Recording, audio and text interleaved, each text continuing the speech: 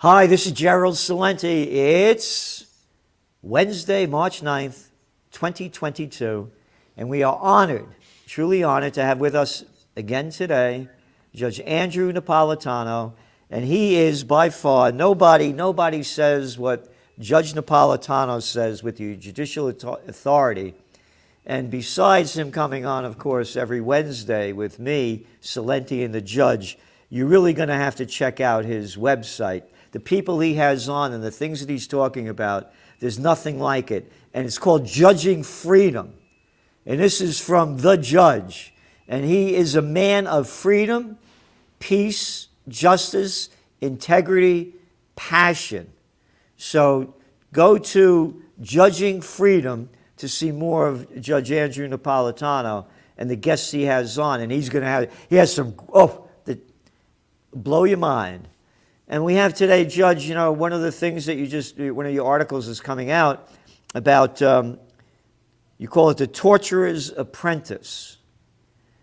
And it's basically again, the Supreme Court, and dismissing a case brought by a detainee at the U.S. Naval Base at Guantanamo Bay in Cuba against the Department of Justice because the government claimed the information sought in the case, I love it, was a state secret.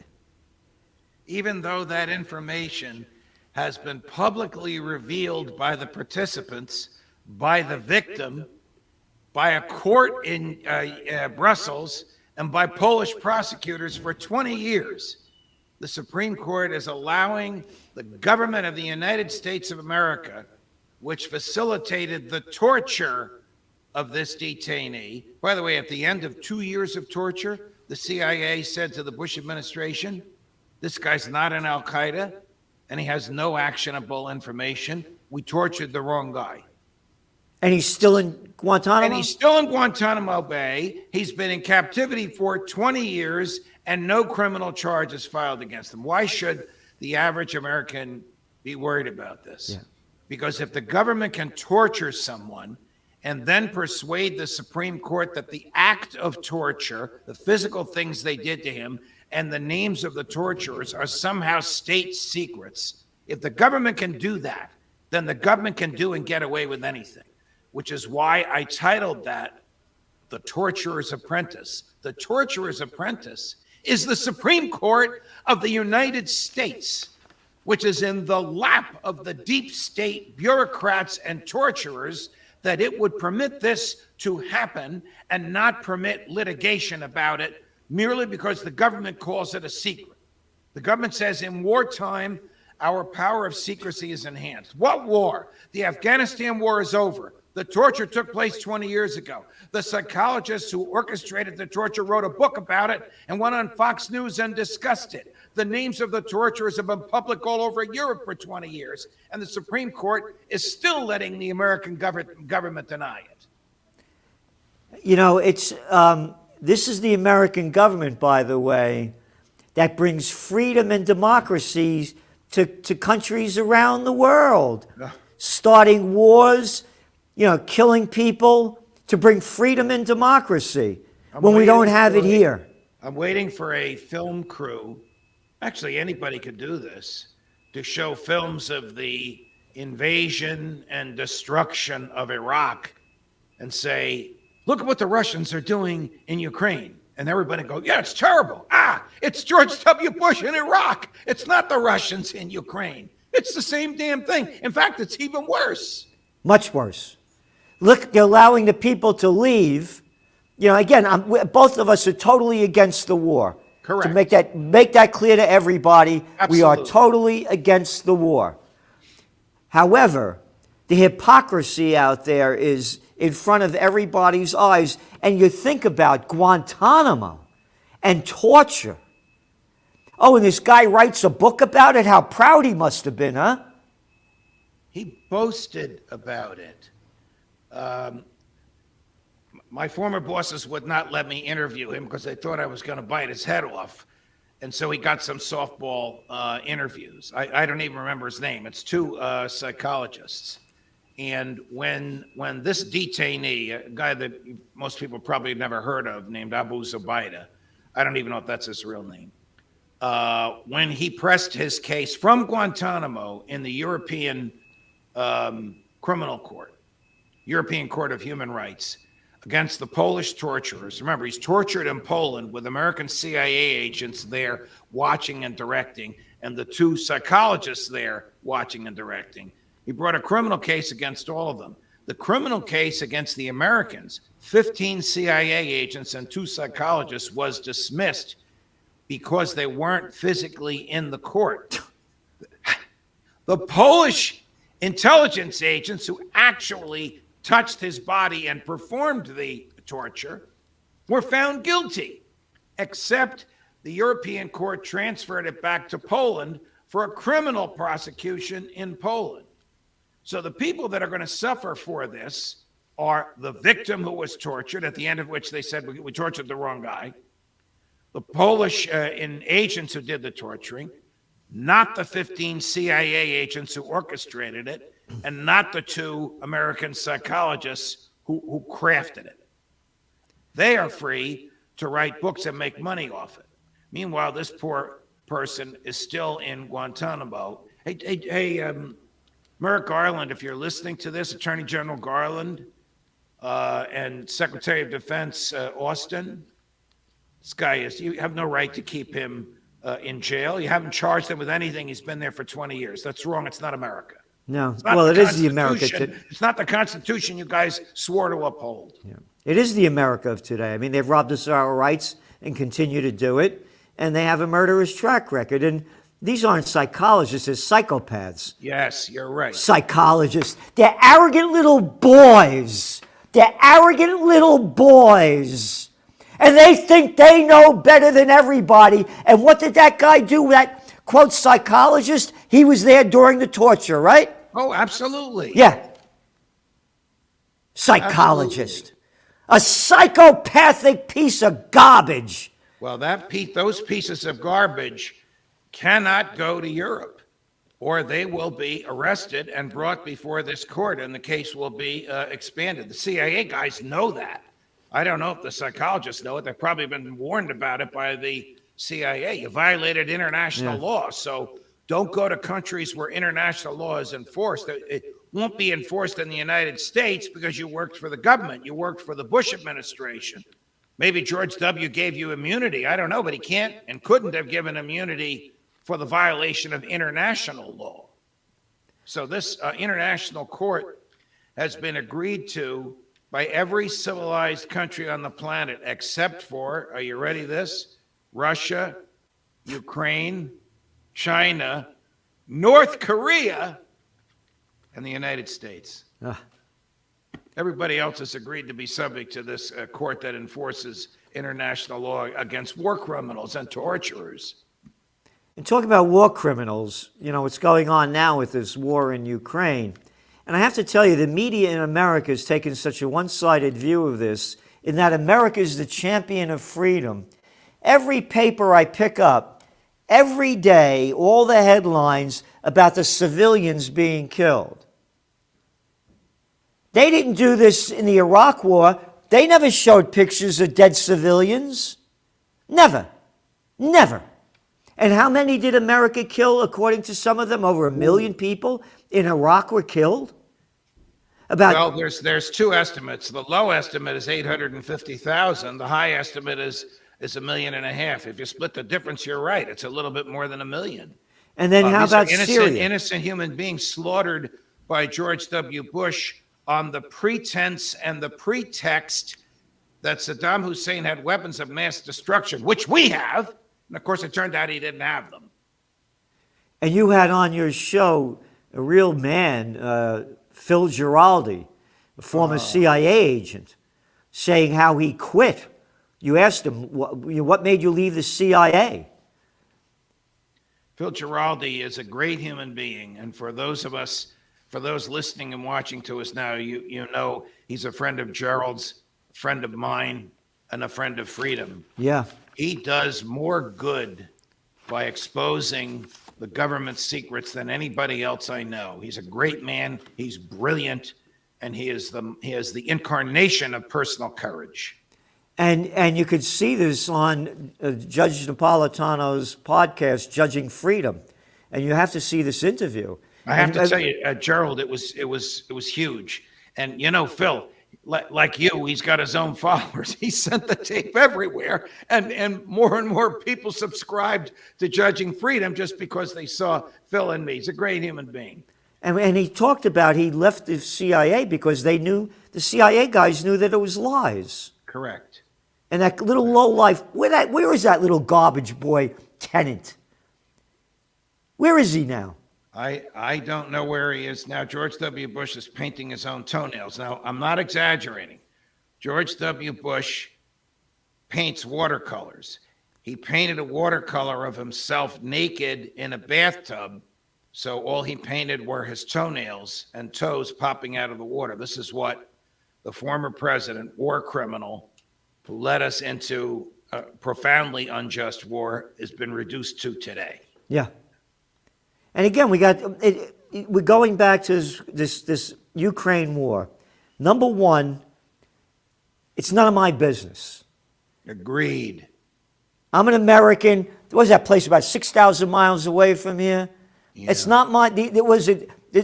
Russia and Ukraine going back and forth with centuries, and that's not our issue, and we can't fix anything. Oh, you did a great job in Iraq. Wonderful job in Syria. Oh, they only killed about 600,000 Syrian civilians. Yeah. Terrific job in Libya. NATO in Libya, NATO in Yugoslavia, NATO in Iraq, NATO in Afghanistan. And now NATO, again, as we detail, again, going back to the Trends Journal in 2014, how the United States launched the coup against the democratically elected government of Yanukovych in Ukraine. This America bringing freedom, we're bringing murder, and now they got these sanctions. First of all, before I go into this, America hasn't won a war since World War II. Anybody out there listening, you tell me one thing that the federal government does so brilliantly that makes our life better. One thing. Well, and now, one thing they do well doesn't make our life better. They kill. And now these same moronic, imbecilic, psychopathic, pathological, lying bastards, and to be equal, bitches, are now, we're going to put sanctions on Russia. The sanctions are profoundly immoral and utterly unconstitutional, because they consist in intentionally inflicting economic harm, interfering with contractual relationships on innocent people that have nothing to do with this. So you're a friend of Vladimir Putin. So you were lucky and fortunate in life and you made a lot of money. So you built yourself a yacht worth $500 million. The biggest yacht in the world, you get a kick out of this, was seized by the Carabinieri in the Bay of Naples last week. Of all places, what? Yeah, the CIA called the Carabinieri and said, seize this guy's yacht. What did he do? He's a friend of Putin. Seize the yacht. They seized the yacht. This guy no more caused the war in Ukraine than you and I have. And how about American oil companies wanting to buy oil from Russia? They signed a contract, a binding agreement.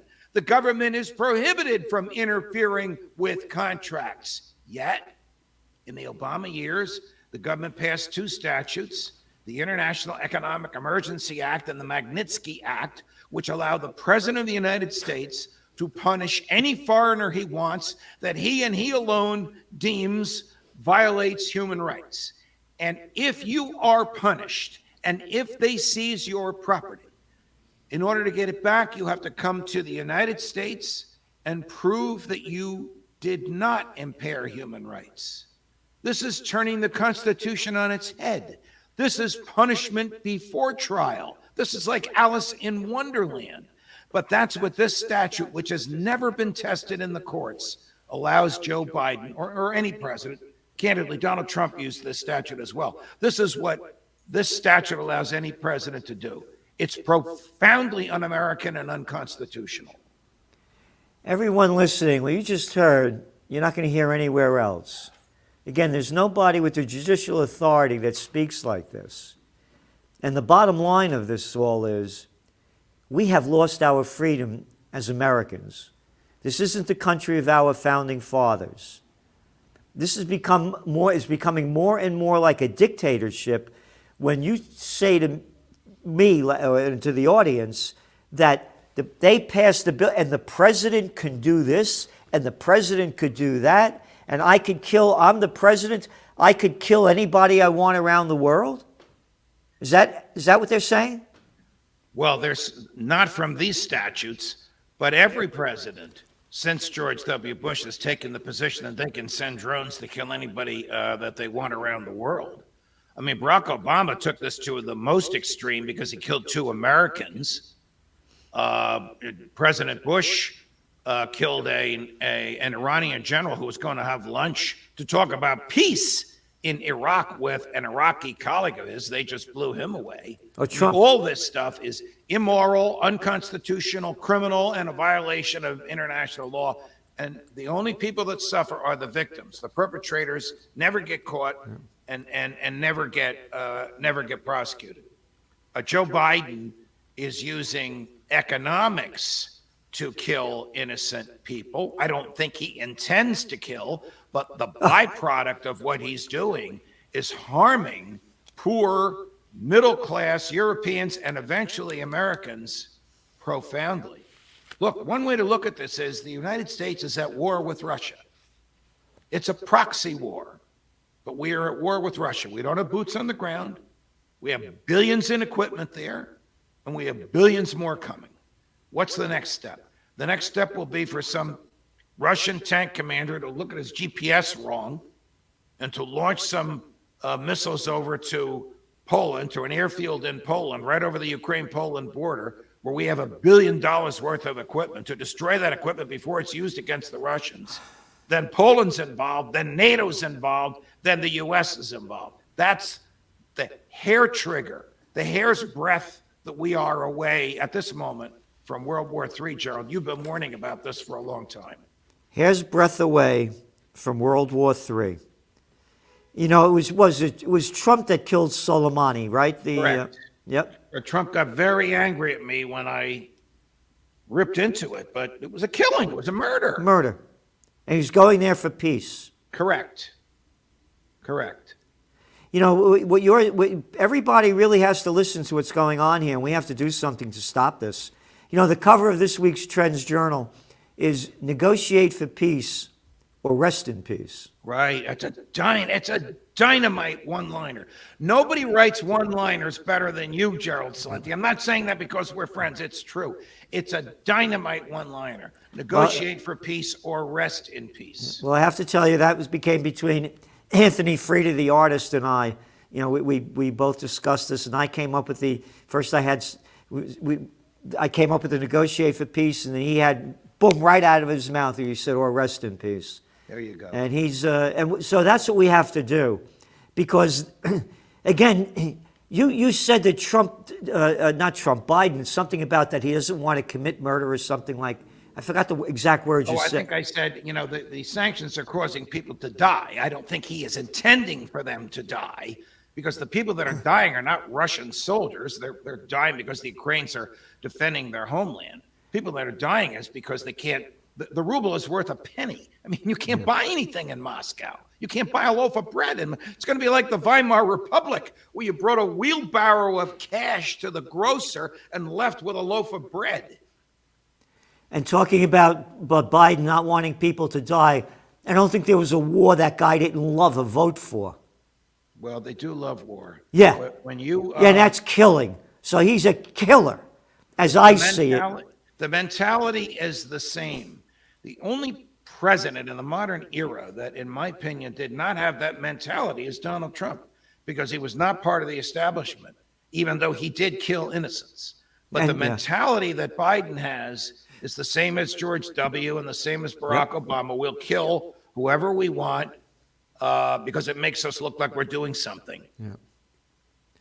And going back to Biden and these sanctions, and you mentioned how it's hurting the Russians, it's hurting everybody. Hey, everybody, isn't it great when you fill up your gas tank and it costs all that dough? That's wonderful, isn't it? I mean, look at the prices are skyrocketing. Inflation's going up. Prices are skyrocketing. Yes. These are morons. They're imbeciles. Again, nothing they do, the government does, comes out with a happy ending.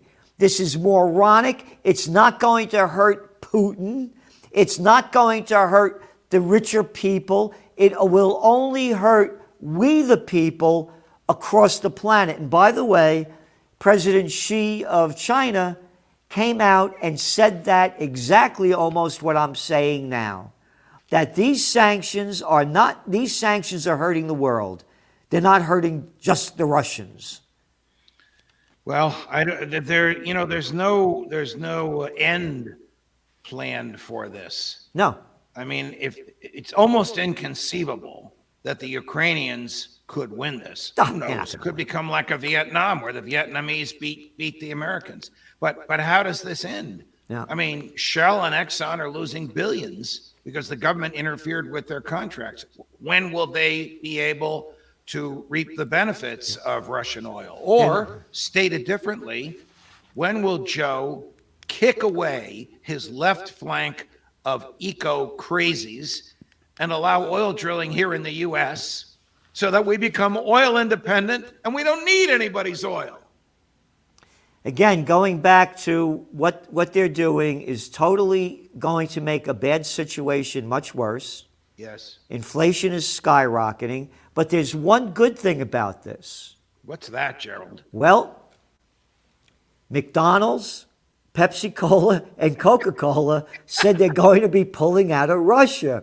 So now the Russian people will be healthier for not eating that crap. Yes. Hey, Judge, thank you so much. Everybody, go to Judge Napolitano's site, Judging Freedom. You're going to find information there that you won't see anywhere else. And what you're hearing now is coming from a judicial authority like none other in the United States that speaks out for freedom, peace, and justice. Gerald, See you next week, 2 o'clock Judge. Eastern, the inimitable Roger Stone on Judging Freedom. When's that going to be? 2 o'clock Eastern today. Okay, Watch. Judge. Thanks so much. Thank you, Gerald. All the best. All the best.